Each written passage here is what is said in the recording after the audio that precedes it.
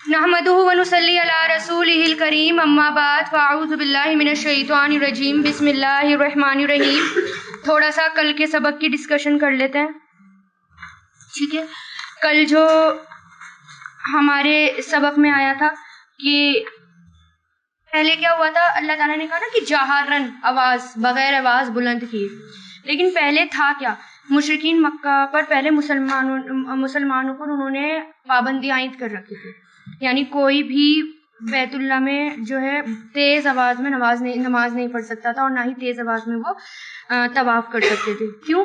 کیونکہ اس کا اثر اتنا تھا, قرآن کا اتنا اثر پڑتا ہے. اصل میں ہمارے دل پہ اس لیے اثر نہیں پڑتا کیونکہ ہم صحیح نہیں پڑھتے. اگر جس دن صحیح پڑھنا شروع کر دیں گے اس دن آنکھوں سے آنسو بہنے لگیں گے, اور ہم پر بھی وہ کیفیت طاری ہونے لگے گی جب ہم پورا حق ادا کرنے لگیں گے.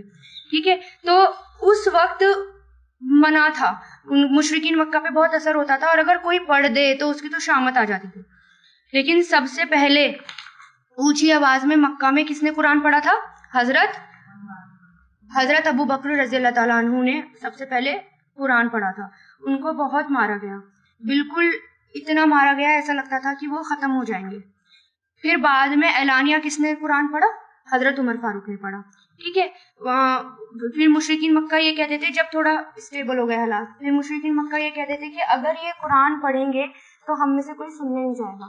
لیکن آپس میں وہ سننے جایا کرتے تھے. وہ کتنا بھی روکتے تھے, ایک دوسرے کو تو روکتے تھے لیکن رک نہیں پاتے تھے. جہاں بھی قرآن ہو رہا تھا وہ وہاں پر اس کی طرف کھینچے چلے جاتے تھے. ٹھیک ہے, پھر یہاں پر یہ آیا تھا کہ جب قرآن پڑھا جا رہا ہو تو غور سے سنو, خاص طور پر نماز کی تلاوت, تعلیم کے وقت اور عبادت کے وقت تو سننا فرض ہے. جیسے اس وقت آپ کی تعلیم ہو رہی ہے, مجلس ہو رہی ہے, عبادت کے وقت تو سننا فرض ہے, غور سے سننا چاہیے. لیکن اگر عام حالات میں انسان کوئی کام کاج کرتے ہوئے سن رہا ہے تو اس کی بھی اجازت ہے. ٹھیک ہے, اگر پوری طرح توجہ نہیں ہے لیکن وہ پھر بھی سن رہا ہے, ٹھیک ہے, تو جیسے کچن میں کام کرتے ہوئے شیطان سے محفوظ ہے, شیطان سے بچ رہا ہے, تو اس کی بھی اجازت ہے.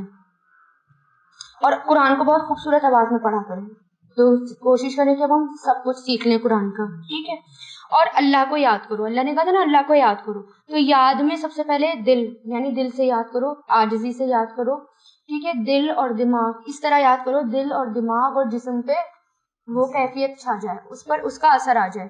ٹھیک ہے, خوف سے بھی یاد کرو اور خفیہ طور سے بھی یاد کرو. ٹھیک ہے, اور یہاں پر کیسا ہے, اللہ کو کیسے یاد کرو؟ دل میں یاد کرو, بہت اونچی آواز نہ ہو, عاجزی ہو اور ڈر ہو, اور چھپکے چھپکے, یعنی آپ کی بالکل خشوع خضوع کے ساتھ نماز پڑھیں. حضرت عائشہ رضی اللہ تعالیٰ عنہ سے کسی نے آپ کی تلاوت کے بارے میں پوچھا کہ آپ جہرن تلاوت کرتے تھے یا سرن؟ فرمایا کبھی جہرن کبھی سرن, یعنی دونوں طریقے سے کرتے تھے جب جیسی ضرورت ہوتی تھی. پھر آیا ہمارا سجدہ تلاوت. ٹھیک ہے, تو سجدہ تلاوت فوراً سن کر کریں تو بہتر ہے. جیسے آپ کا سجدہ آیا تو فوراً سن کر کریں تو بہتر ہے. ٹھیک ہے, اور سجدہ تلاوت میں مختصراً کافی دعائیں آتی ہیں جو ابو داؤد میں بھی ہے اور ویسے بھی, لیکن ہم سبحان ربی الاعلیٰ بھی پڑھ سکتے ہیں.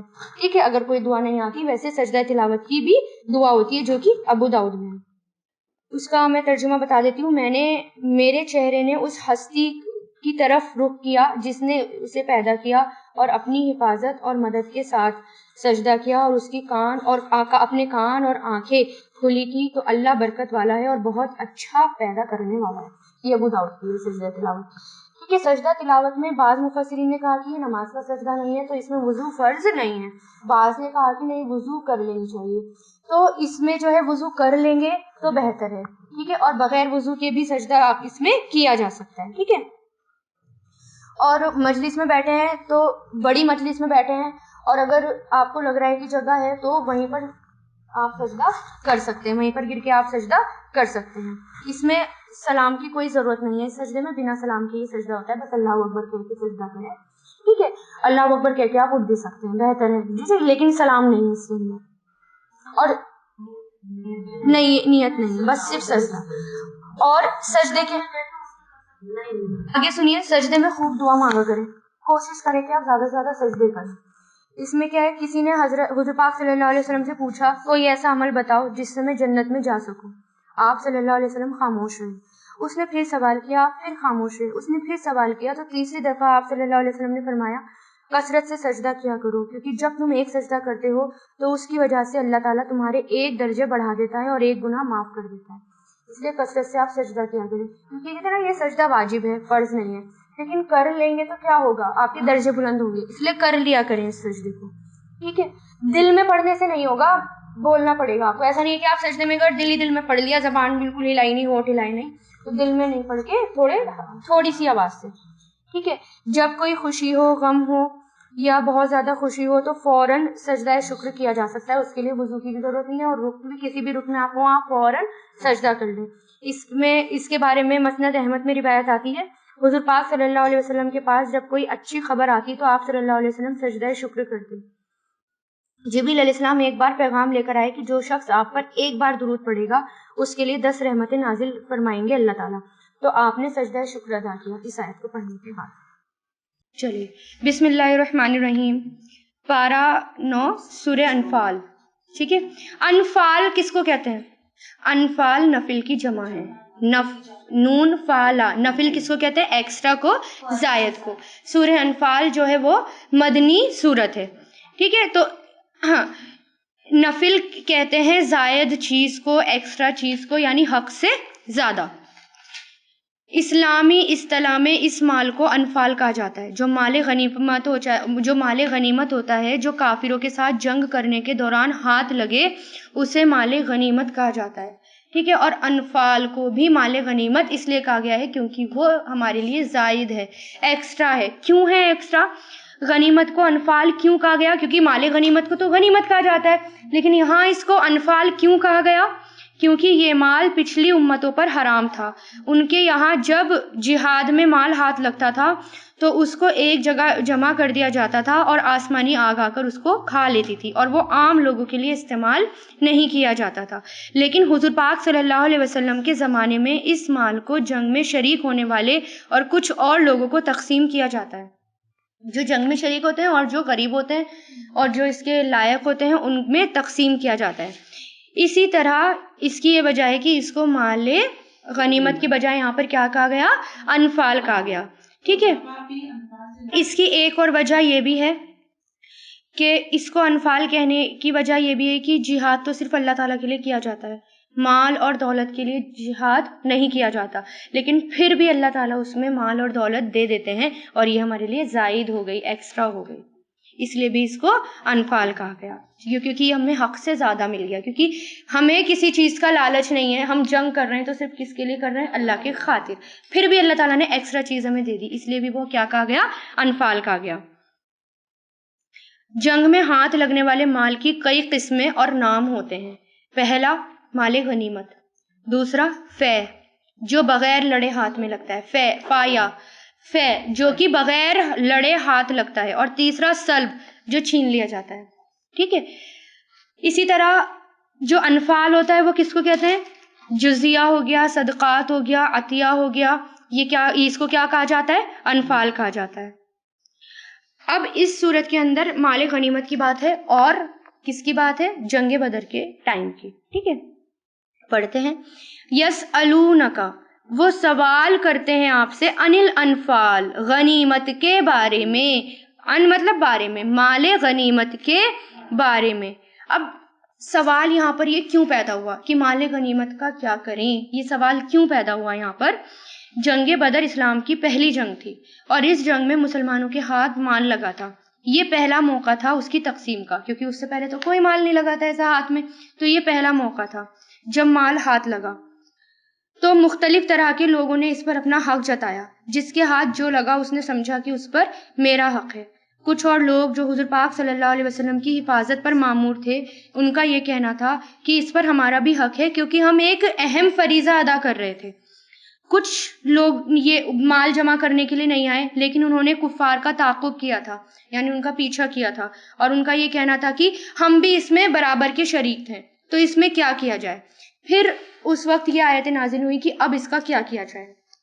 ٹھیک ہے. ترمذی شریف میں آتا ہے کہ حضرت عبادہ بن زامت کہتے ہیں کہ اس آیت کے بارے میں ہماری یعنی اصحاب بدر کے متعلق یہ آیت نازل ہوئی، جس کا واقعہ یہ تھا کہ مال غنیمت کی تقسیم میں ہمارے درمیان اختلاف پیدا ہو گیا تھا، جس نے ہمارے اوپر اثر ڈالا تھا، یعنی برا اثر ڈالا تھا. یہ تھا نا کہ اب مال آیا تھا تو مسلمانوں کے حالات بھی اس وقت ایسے تھے، کتنے تنگ تھے، سب کو یہ تھا، کیونکہ ایک انسانی نفسیات ہے، یہ نیچرل ہے ہمارے اندر کی، چاہیے ہوتا ہے نا، سب کو چاہیے، کم سے کم ضرورت والا تو چاہیے ہوتا ہے جس میں ہماری ضرورت پوری ہو جائے، ٹھیک ہے. لیکن پھر جتنے بھی لوگ تھے، کافی سارے لوگ تھے، اس کے اندر 313 اصحاب تھے، تو انہوں نے کیا کہا، کسی نے کہا کہ ہمارا یہ ہے، اس پر ہمارا بھی حق ہے، ہمارا بھی حق ہے، تو اس نے برا اثر ڈالا.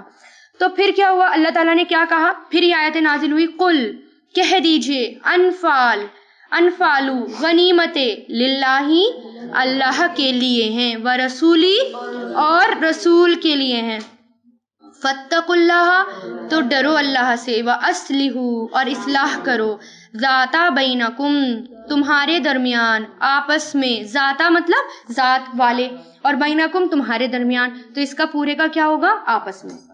وَأَطِیعُوا اور اطاعت کرو اللہ کی، وَرَسُولَهُ اور رسول کی، اس کے اور اس کے رسول کی، ان کنتم اگر ہو تم، مؤمنین ایمان والے. اب اس پر کیا ہوا، حضرت سعد کہتے ہیں کہ بدر کے دن وہ حضور پاک صلی اللہ علیہ وسلم کے پاس ایک تلوار لے کر آئے اور کہا، یا رسول اللہ نے مشرکین کے قتل پر میرا سینہ ٹھنڈا کر دیا، اور ان کے پاس ایک تلوار تھی جس سے انہوں نے مشرکین کو قتل کیا، اور کہا کہ یہ تلوار آپ مجھے دے دیجئے. آپ صلی اللہ علیہ وسلم نے فرمایا کہ یہ تلوار نہ تیری ہے نہ میری، میں نے دل میں سوچا ہو سکتا ہے کہ آپ یہ تلوار مجھ سے لے کر کسی اور کو دے دیں، اور یہ بھی ہو سکتا ہے کہ اس نے میرے جیسی محنت نہ کی ہو. اس پر آپ صلی اللہ علیہ وسلم فیصلہ کر کے خاموش ہو گئے. سعد رضی اللہ تعالیٰ عنہ چلے گئے.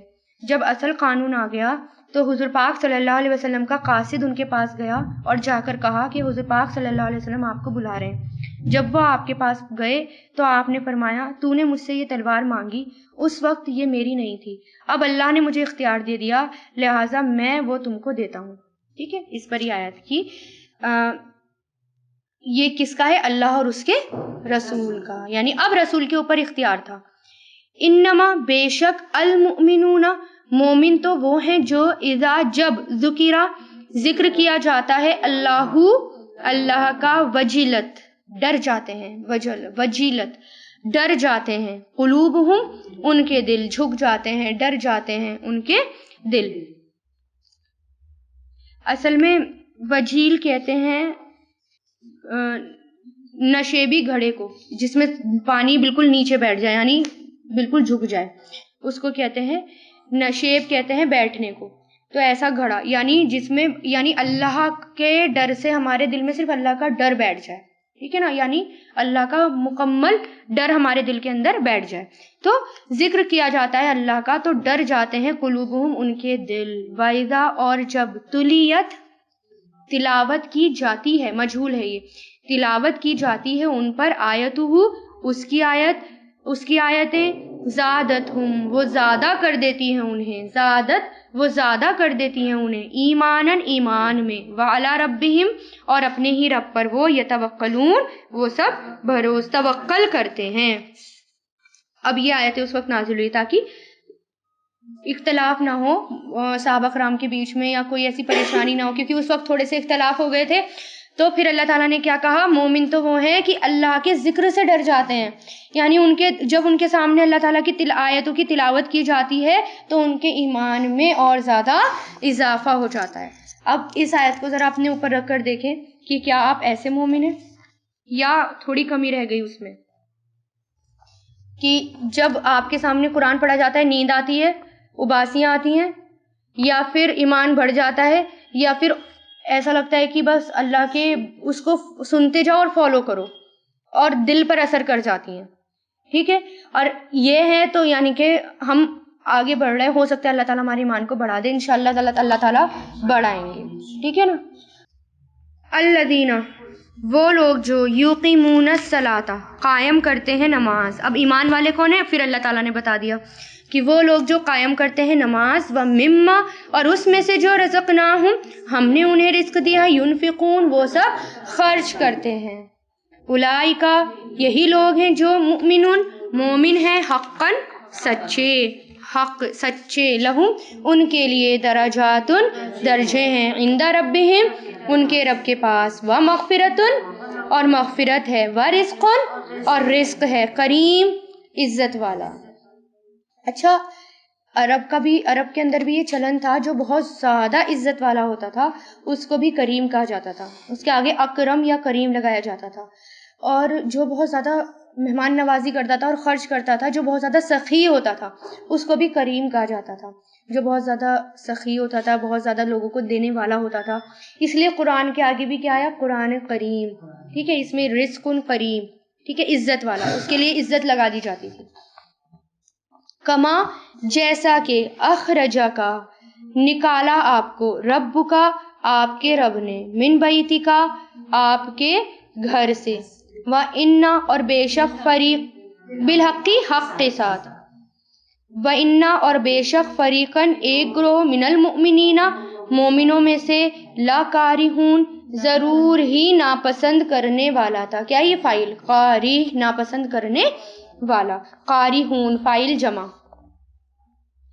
اب اس آیت میں جنگ بدر کا شروع کا حصہ ہے کہ جس وقت آپ کے رب نے آپ کو آپ کے گھر سے، اور بس یعنی کہ گھر یعنی بستی مدینہ سے نکالا تھا، یعنی ہجرت کر گئے تھے نا.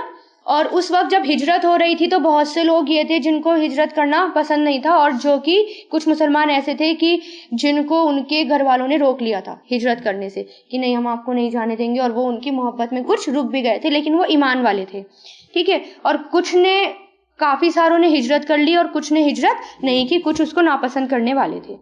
یجادلونک وہ جھگڑتے تھے آپ سے، فی الحق حق میں، بعد اس کے جو تبینہ بیان ہو گیا، کأنما جیسا کہ یساقون وہ ہانکے جا رہے تھے، الی الموت موت کی طرف، وہم اور وہ ینظرون دیکھ رہے تھے.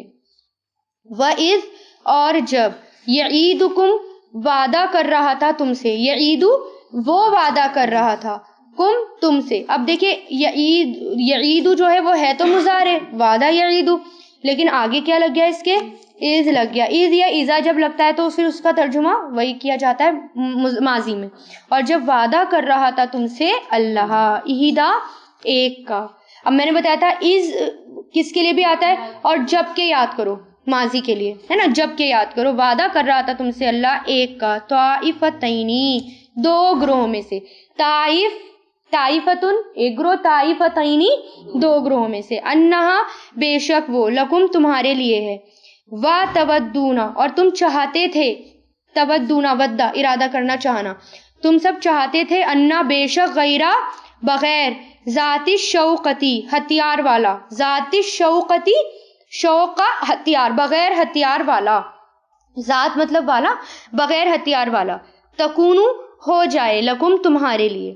وَيُرِيدُ اور ارادہ کر رہا تھا اللہ یہ کہ یحقا وہ ثابت کر دے، یعنی سچ کر دے، حق کو حق کر دے، وہ ثابت کر دے حق کو، بکلماتی ہی اپنے کلمات سے، وَيَقْطَعَ اور وہ کاٹ دے، دابرہ جڑ، الکافرین کافروں کی. کچھ سمجھ میں آیا اس میں؟ مختصر واقعہ. قریش جو تھے وہ شان و شوکت والے تھے، اپنے مال پر اور اپنی تجارت پر بہت زیادہ گھمنڈ کرتے تھے. یہ تو سب کو پتہ ہے کہ ان کی تجارت کتنی ہوتی تھی، کہ سردی اور گرمی کے سفر کیا کرتے تھے. لیلاف قریش، سردی اور گرمی کے سفر کیا کرتے تھے، اور خوب مال تھا ان کے پاس، قریش کے پاس. قریش کو یہ ناز تھا، اور تمام طاقت اور قوت اور شان اور شوکت ان کی ہے. ٹھیک ہے، اور جو تجارت ہے، تجارت پر بھی ان کو بہت ناز تھا کہ ہم جہاں بھی چاہتے ہیں بہت زیادہ ہمیں فائدہ ہوتا ہے اور ہمیں بہت زیادہ ترقی ہوتی ہے. اسی کے بل پر انہوں نے حضور پاک صلی اللہ علیہ وسلم کو اور آپ کے ساتھیوں کو پریشان کر کے مکہ چھوڑنے پر مجبور کر دیا تھا. اس لیے سیاسی اصول کے مطابق، یعنی اس میں کچھ اللہ تعالیٰ کی مصلحت تھی، کچھ پالیٹکس تھی، اس کے مطابق یہ ضرورت تھی کہ ان کی شان اور شوکت کو توڑا جائے، کیونکہ وہ بہت زیادہ ناز کرتے تھے، اور اسی کے بل پر انہوں نے ساری حد پار کر رکھی تھی کہ ہم اتنے مالدار ہیں، ہمیں اتنا فائدہ ہوتا ہے. اتنا فائدہ ہوتا تھا تجارت میں ان کو کہ آج کے ٹائم پہ کروڑ لگا لو، اتنا فائدہ ان کو ہوتا تھا کہ وہ آرام سے بیٹھ کے کھائیں. ایک موسم میں اگر وہ سفر کریں تو اگلے موسم میں آرام سے بیٹھ کر کھائیں، اتنا ان کو ملتا تھا. تو یہ ضرورت تھی کہ ان کے شان و شوکت کو توڑا جائے. تو ملک شام کی تجارت کے سلسلے کو بند کیا جائے۔ ایک مرتبہ قریش کا ایک بہت بڑا تجارتی قافلہ ملک شام سے واپس آ رہا تھا، جس میں اس وقت کے 26 لاکھ اور اس وقت کے 36 کروڑ کا مال تھا۔ حضور پاک صلی اللہ علیہ وسلم کو اس کی اطلاع ہوئی تو 12 رمضان المبارک 2 ہجری کو 314 صحابہ، مہاجرین اور انصار کو ساتھ لے کر مقابلے کے لیے خود تشریف لے گئے۔ روحا میں پہنچ کر ڈیرا ڈال دیا۔ ایک مقام پڑا روحا، وہاں پہنچ کر ڈیرا ڈال دیا۔ روحا مدینہ کے جنوب کی جانب میں 40 میل کے فاصلے پر ایک جگہ ہے، ایک مقام ہے، وہاں رک گئے۔ ادھر قریش قافلے کے سردار کو اس کی اطلاع ہوئی، یعنی اس کی بات کا پتہ چلا کہ حضور پاک صلی اللہ علیہ وسلم وہاں پر ہیں، اس مقام پر ہمیں آگے وہ بیٹھے ہوئے ہمیں روکنے کے لیے۔ تو انہوں نے اپنا راستہ کاٹ دیا، یعنی راستہ کاٹ کر دریا کے کنارے کنارے قافلے کو لے کر چل دیے، اور ساتھ ہی ایک سوار کو مکہ کی طرف دوڑا دیا۔ اس کو دھیان سے سنیے گا کیونکہ آگے بھی یہ آئے گا جب آگے آپ پڑھیں گے تو۔ اور ساتھ ہی ایک سوار کو مکہ کی طرف دوڑا دیا کہ قریش اپنی پوری طاقت کے ساتھ جلد ہی موقع پر پہنچے اور اپنی تجارتی قافلے کی حفاظت کرے۔ یعنی یہ تو پتہ چل گیا کہ حضور پاک صلی اللہ علیہ وسلم آئے ہیں، تو اس نے کیا کرا، راستہ کاٹ دیا اور فوراً ایک سوار کو دوڑا دیا، جاؤ جا کے مکہ سے مدد لے کر آؤ کہ ہم مدد کریں، اپنے جو یہ سامان آ رہا ہے، تجارتی قافلہ آ رہا ہے، اس کو حفاظت کریں۔ قریش پہلے سے ہی مسلمانوں پر حملے کے منصوبے بنا رہے تھے۔ اس خبر کا مکہ میں پہنچنا ہی تھا کہ فوراً 950 نوجوانوں کا ایک بڑا لشکر، جس میں 100 گھوڑے اور 700 اونٹ تھے، آپ کے مقابلے کے لیے روانہ ہو گیا۔ سوچو 314 اور کہاں اتنے سارے وہ جو آپ کے مقابلے کے لیے آ گئے کہ اب تو ان کو موقع مل گیا، اب ہمیں لڑنا ہے۔ اس لشکر میں قریش کے بڑے بڑے سردار بھی تھے۔ حضور پاک صلی اللہ علیہ وسلم کو جب اس کی اطلاع ملی تو آپ نے صحابہ سے مشورہ کیا، یعنی پتہ چلا حضور پاک صلی اللہ علیہ وسلم کو کہ اتنے لوگ آ رہے ہیں لڑنے کے لیے، اب تو مسلمانوں کے بظاہر کیا ہونا چاہیے تھا، مسلمانوں کے حوصلے تو پست ہونے چاہیے تھے۔ لیکن جب حضور پاک صلی اللہ علیہ وسلم نے مشورہ کیا تو حضرت ابوبکر صدیق اور حضرت عمر فاروق اور دوسرے صحابہ نے اپنی جان اور مال کو پیش کر دیا، اور انصار میں سے قبیلہ خزرج کے سردار سعد بن عبادہ رضی اللہ تعالیٰ عنہ نے کہا کہ اگر آپ حکم دیں تو ہم سمندر میں بھی کود پڑیں گے۔ حضرت مقداد رضی اللہ تعالیٰ عنہ نے عرض کیا، یا رسول اللہ، ہم آپ کے دائیں بائیں اور آگے پیچھے لڑیں گے۔ اپنے صحابہ کے اس جذبات کو سن کر آپ بہت خوش ہوئے اور صحابہ کو آگے بڑھنے کا حکم دیا۔ مقام بدر کے قریب پہنچے تو معلوم ہوا کہ ابو سفیان تو اپنے قافلے، یعنی ایک قافلہ جو ابو سفیان کا آ رہا تھا، وہ تجارت کو لے کر نکل گیا، مطلب وہ لڑنے کے لیے آیا ہی نہیں۔ وہ دیکھ کر، ہاں، مسلمانوں کے حوصلے دیکھ کر وہ پہلے ہی بھاگ گیا، ابو سفیان جبکہ اتنا بڑا لشکر لے کر آیا ہوا تھا۔ اور قریش کا بڑا لشکر اسی میدان بدر سے کے دوسرے کنارے پر بڑھا، یعنی اب دوسرا لشکر میدان بدر کی طرف بڑھا، یعنی ابو سفیان کا جو تجارتی آ رہا تھا وہ لڑنے کے لیے وہ آیا ہی نہیں، وہ ڈر کے پہلے بھاگ گیا، وہ کنارہ کر گیا، کچھ لوگ تو چلے گئے، ٹھیک ہے۔ اب دوسرا لشکر جو تھا قریش مکہ کا، وہ کہاں بڑھا؟ بدر کی طرف بڑھا۔ لیکن اس نے کیا کرا، لشکر قریش نے پہلے ہی موقع پر پہنچ کر ایسی جگہ قبضے میں لے لی جو جنگی لحاظ سے بہتر تھی، پانی بھی تھا اور اچھی جگہ تھی، اور وہ انہوں نے لے لی۔ اس طرح یہ ہوا کیونکہ مسلمانوں کے ہاتھوں میں کیسی جگہ آئی جس میں پانی کا نام و نشان نہیں تھا، ٹھیک ہے۔ لیکن اللہ تعالیٰ کو تو اس جنگ کو کرنا ہی تھا، یہ تو اللہ تعالیٰ، اس کو تو یوم الفرقان بھی کہا جاتا ہے، فیصلے کا دن بھی کہا جاتا ہے، اللہ تعالیٰ کو تو اپنی لوگوں کی مدد کرنی تھی، تو پھر اس پر اللہ تعالیٰ نے مدد کی۔ اب اس میں جو آیا کہ اور جب وعدہ کر رہا تھا تم سے اللہ 2 گروہ میں سے ایک کا، تو یہ ہے وہ کہ 2 گروہ آ گئے تھے لڑنے کے لیے، لیکن اللہ نے کہا ایک تو جائے گا ہی جائے گا۔ ان میں سے کون سا گیا؟ یہ والا گیا، تجارتی والا، ٹھیک ہے۔ تو اس آیت میں تجارتی قافلے پر غلبہ چاہنے والے مسلمانوں کو خوشخبری دی گئی کہ تمہاری پسند کے مطابق، وہ یہ چاہتے تھے کچھ مسلمان کہ اللہ نے ہم سے پہلے ہی وعدہ کر رکھا تھا کہ 2 میں سے ایک، یعنی جب حضور پاک صلی اللہ علیہ وسلم نے دعا کری تو اللہ تعالیٰ نے کہا ایک پر تو تمہیں غلبہ حاصل ہوگا ہی ہوگا۔ تو اس پر مسلمان اندر ہی اندر یہ چاہتے تھے کہ تجارتی قافلہ جو تھا اس پر قابو پانا مشکل ہے، تو اس پر ہمیں جیت مل جائے، یہ کسی طرح کنٹرول میں آ جائے۔ تو وہ بنا لڑے اللہ تعالیٰ نے کیا کرا، اس کو بھیج دیا۔ تو اس لیے اللہ تعالیٰ نے کیا کرا، ایک تمہاری من پسند کے مطابق اللہ تعالیٰ نے جو ہے تمہاری مدد کر دی، ایک گروہ کو تو اللہ تعالیٰ نے بھیج دیا، نمٹا دیا، ایک پر قبضہ کر لیا۔ اب آگے چلتے ہیں، یہ سمجھ میں آئی اب آپ کو یہ آیت؟ اور جب وعدہ کر رہا تھا تم سے اللہ ایک کا 2 گروہ میں سے، بے شک وہ تمہارے لیے ہے، اور تم چاہتے تھے کہ بے شک بغیر ہتھیار والا ہو جائے تمہارے لیے۔ تو بغیر ہتھیار والا کون سا تھا؟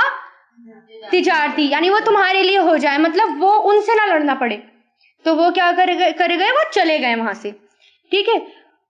اور چاہتا تھا اللہ یہ کہ ثابت کر دے حق کو اور اپنے کلمات سے, اور وہ کاٹ ڈالے جڑ کافروں کی, لیحقا تاکہ وہ ثابت کر دے الحق کا حق کو, ویبتلا اور وہ باطل کر دے الباطلا باطل کو, اور اگر کریہا ناپسند کرے مجرمون مجرم لوگ.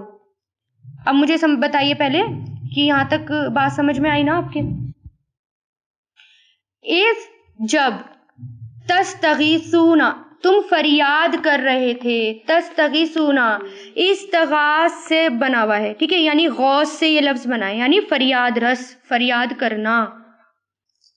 اور جب تم فریاد کر رہے تھے ربکم اپنے رب سے, فاستجابا تو اس نے دعا قبول کی, جواب دیا, فاستجابا تو اس نے جواب دیا, یعنی دعا قبول کر لی, لکم تمہاری, انی کہ بے شک میں, ممدکم مدد دینے والا ہوں تمہیں, بی الفن 1000 کے ساتھ, الف کس کو کہتے ہیں 1000 کے ساتھ, من الملائکتی فرشتوں میں سے, مردفین ایک دوسرے کے پیچھے آنے والے, مردفین کہتے ہیں ایک دوسرے کے پیچھے آنا, ارداف سے بنا یہ لفظ, ارداف یعنی ردف, اس کا روٹ کیا ہے, را دال فا, ردف ایک کے بعد ایک آنا.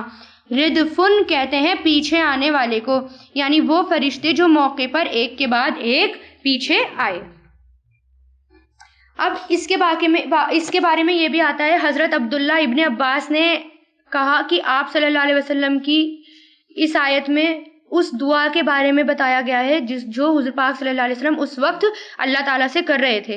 یعنی حضور پاک صلی اللہ علیہ وسلم اس وقت دعا مانگ رہے تھے, اور کیا دعا مانگ رہے تھے, یا اللہ تعالیٰ مجھ سے جو وعدہ آپ نے فرمایا ہے اس کو جلد پورا کر دیجئے, یا اللہ اگر مسلمانوں کی یہ مختصر سی جماعت فنا ہو گئی تو پھر زمین پر آپ کی عبادت کرنے والا کوئی باقی نہیں رہے گا. ایسا کیوں؟ کیونکہ صرف وہی تھے, جتنے بھی تھے مسلمان, بس وہی تھے اکٹھے وہاں پر.